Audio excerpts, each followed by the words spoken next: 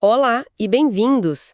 O material que a gente tem hoje é assim, um vislumbre do futuro de um universo que marcou gerações.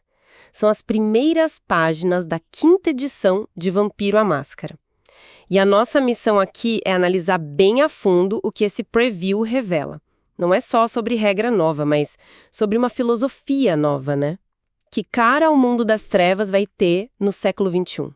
Exato. É como se a gente estivesse analisando, sei lá, os primeiros rascunhos de um arquiteto para um prédio famoso.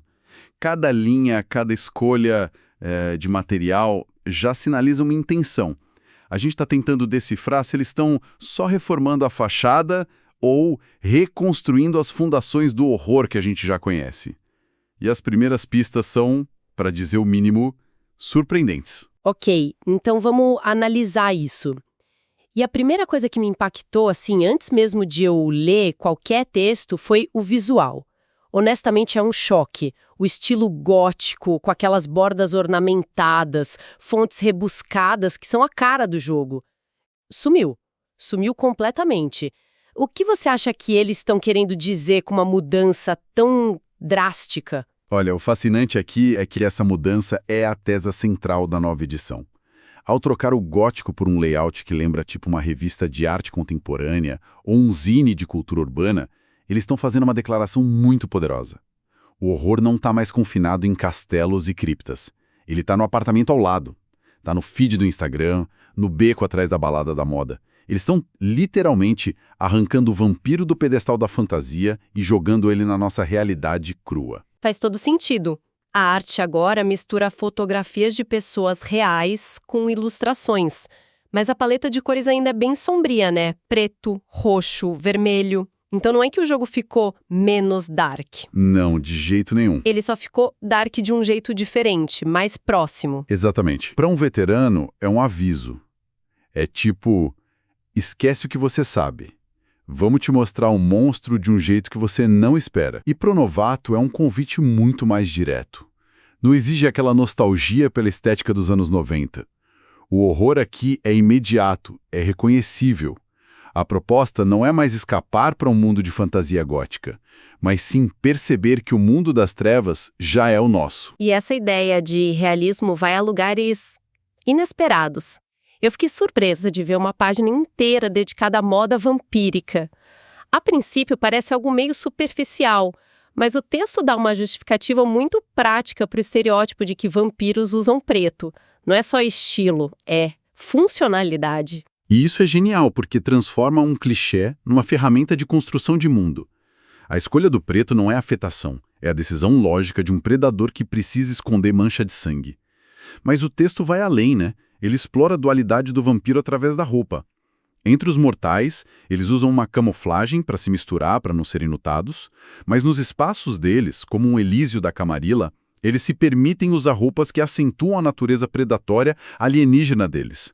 A moda vira uma máscara, e essa seção nos diz qual máscara o personagem está usando em cada momento. Isso se conecta direto com outra mudança que eu achei fundamental, o famoso subtítulo punk gótico. Parece que foi abandonado. O preview argumenta que o conceito envelheceu.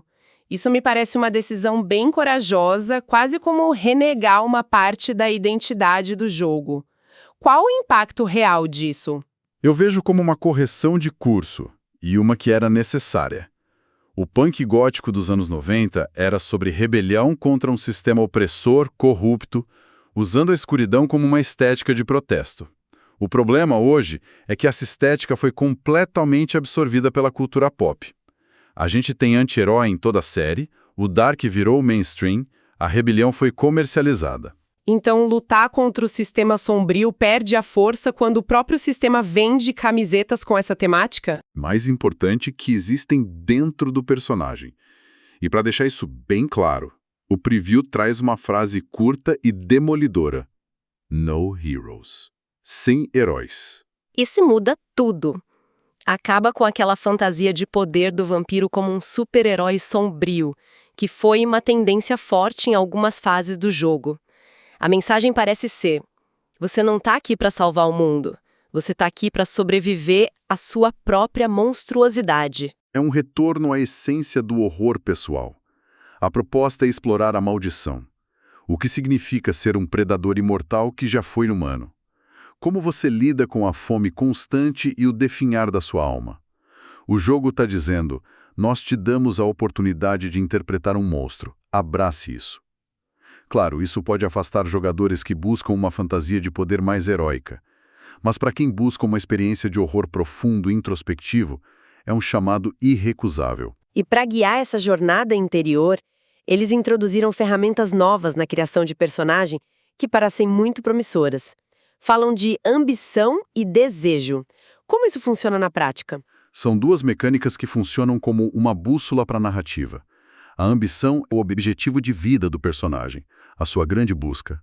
Pode ser algo como destruir o príncipe da cidade, ou, no extremo oposto, encontrar um jeito de voltar a ser humano. É o que move o personagem a longo prazo. Entendi. E o desejo? O desejo é o motor de curto prazo. É uma meta que você define a cada sessão de jogo e que precisa envolver algo ou alguém que está ali, na cena.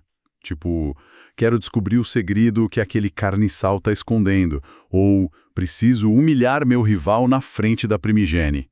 Isso é ouro para o narrador. Em vez de ficar adivinhando o que os jogadores querem, ele tem uma declaração clara de intenções. E para o jogador, dá um foco imediato, uma razão para agir agora. Juntas, ambição e desejo criam uma estrutura que alinha os objetivos de todo mundo na mesa. Mas a mecânica que mais me chamou a atenção e que parece reforçar ainda mais esse foco no pessoal é a das touchstones. A ideia de que o vampiro mantém humanos como uma espécie de âncora moral. É fascinante. E a implementação disso é o que a torna tão poderosa. Uma touchstone não é só um conceito, um nome na ficha. Ela é um pilar mecânico da sua humanidade. O preview sugere que, se uma das suas touchstones morre ou se afasta de você de forma traumática, seu personagem sofre uma penalidade direta, podendo perder pontos de humanidade. Nossa! Então o jogo te força a se importar com os mortais. Exatamente. De repente, aquele jornaleiro que você conhecia na sua vida mortal, ou sua sobrinha neta, que agora é uma senhora de idade, não são só lembranças, são sistemas de suporte de vida para a sua alma. Isso cria um novo tipo de jogo, quase uma história de fantasmas ao contrário. O vampiro assombra a vida desses mortais, observando de longe, talvez tentando protegê-los, porque a sobrevivência deles está diretamente ligada à sua. É a tragédia clássica do vampiro, traduzida numa regra clara e impactante. Refletindo sobre a profundidade disso tudo, as camadas de política, a psicologia do horror pessoal, a complexidade das regras, fica a impressão de que quem se aprofunda num universo como esse desenvolve um tipo de pensamento muito particular, não é? Sem dúvida. Mergulhar em vampiro, ou em qualquer RPG complexo, é um baita exercício cerebral. Você tem que gerenciar recursos, pensar estrategicamente em tramas de longo prazo, interpretar um personagem com uma psicologia completamente diferente da sua e colaborar criativamente com um grupo para resolver problemas que não têm uma solução óbvia. É desenvolver raciocínio crítico disfarçado de diversão. Exato, e essa capacidade de focar, de absorver sistemas complexos, de conectar informações e traçar planos é exatamente o perfil de quem se dá bem em desafios intelectuais sérios. Eu penso em quem estuda para um vestibular concorrido, para um concurso público, para a prova da OAB ou para a residência médica. É a mesma mentalidade de dedicação e pensamento criativo.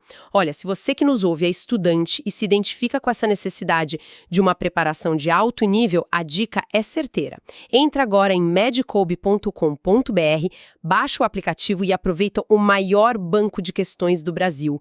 Lá tem provas anteriores de todas as instituições, questões comentadas por especialistas, resumos práticos, aulas completas e flashcards prontinhos para revisar em qualquer lugar. É a ferramenta ideal para quem quer aplicar essa mentalidade de mestre aos estudos. Mas voltando à nossa análise, o preview também nos deu um novo olhar sobre os clãs, especificamente os Bruxa e o Historiador. A apresentação visual segue essa linha moderna, com uma foto de página inteira e um logo redesenhado. O que mais se destaca nessas novas descrições? A mudança mais significativa está na forma como as fraquezas dos clãs são tratadas. O exemplo do Toreador é perfeito. A fraqueza deles sempre foi a fascinação pela beleza, mas era algo muito subjetivo. Agora ganhou uma dimensão mecânica.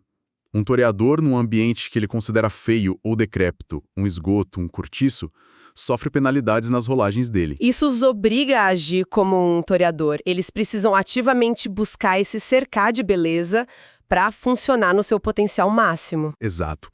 Isso levanta uma questão importante. Será que essa filosofia de design vai ser aplicada a todos os clãs? Imagina um Nosferatu, cuja fraqueza é a aparência hedionda. Em vez de ser só um modificador social, será que a feiura deles vai ter um impacto mecânico mais ativo? Talvez distorcendo a tecnologia ao redor ou causando reações de medo mais concretas? Essa mudança no toreador sugere uma revisão profunda para tornar as fraquezas dos clãs mais proativas e definidoras da experiência de jogo. E por falar em revisões profundas, eles finalmente mexeram numa das disciplinas mais polêmicas e, vamos ser honestos, desequilibradas da história do jogo: a rapidez.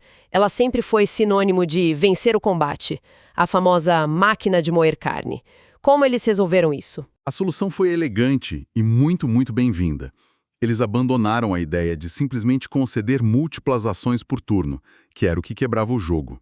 A nova rapidez é mais temática, mais cinematográfica. Em vez de um benefício matemático, cada nível te dá uma habilidade específica e visualmente interessante. Pode dar um exemplo? Claro, um nível pode permitir que você sempre haja primeiro no combate, não importa o resultado da iniciativa. Outro te dá a capacidade de correr por paredes ou sobre a superfície da água por um curto período. É a diferença entre dizer "eu ataco 3 vezes" e dizer "antes que ele possa piscar, eu corro pela parede, passo por cima da cabeça dele e ataco pelas costas." A disciplina continua sendo sobre velocidade sobre-humana, mas agora ela cria cenas de ação empolgantes em vez de só resolver equações de dano. É menos overpower e infinitamente mais legal. E para fechar, o que o preview nos mostrou, tem uma última novidade que eu achei fantástica para integrar os jogadores ao cenário. São novas características que conectam os personagens diretamente a grandes eventos e figuras da história do mundo das trevas. O poder narrativo disso é gigantesco. O RPG sempre teve esse problema. O cenário tem uma história épica, mas os personagens dos jogadores começam como Zé Ninguéms que só leem sobre esses eventos. Essa nova mecânica quebra essa barreira. O exemplo dado é a Semana dos Pesadelos, o evento que destruiu o antediluviano Ravnus. Em vez de só ler sobre isso, seu personagem pode ter estado lá. Exatamente. Com essa característica, seu personagem não é mais um novato qualquer. Ele é um sobrevivente de um dos eventos mais cataclísmicos da história vampírica. Outro exemplo é a possibilidade de ser um descendente direto da famosa toreador Helena de Troia. No nível máximo, você não é só um parente distante. Você herda a propriedade de uma filial do icônico Succubus Club. Isso tece o personagem na tapeçaria do cenário desde o primeiro dia, dando para o narrador e para o jogador ganchos de história imediatos e de grande peso. É uma forma brilhante de fazer o jogador se sentir parte do mundo, e não só um visitante. Então, o que tudo isso significa, resumindo, o que a gente viu, a 5ª edição de Vampiro à Máscara, se apresenta como uma reinvenção. Ela troca o gótico pelo urbano, o horror social pelo pessoal e implementa mecânicas como ambição e touchstones para estruturar a narrativa em torno da tragédia interna do personagem, ao mesmo tempo que refina sistemas problemáticos. É uma clara tentativa de fazer o jogo dialogar com o nosso tempo. Sim, a proposta é de uma modernização profunda. Mas isso nos leva ao pensamento final. A gente analisou o que foi mostrado, mas talvez o mais interessante seja refletir sobre o que ficou de fora. O preview não detalha como vai funcionar a mecânica de geração, nem como o sistema de humanidade se integra a tudo isso, ou, o mais importante de tudo, como a necessidade de se alimentar vai ser tratada. Dado todo esse foco na natureza monstruosa e no horror pessoal, a reflexão que fica é de que forma a caça e o medo constante da fome serão mecanicamente intensificados, transformando não apenas o ato de se alimentar, mas cada decisão e cada uso de poder em uma aposta moral ainda mais arriscada e desesperadora do que jamais foi.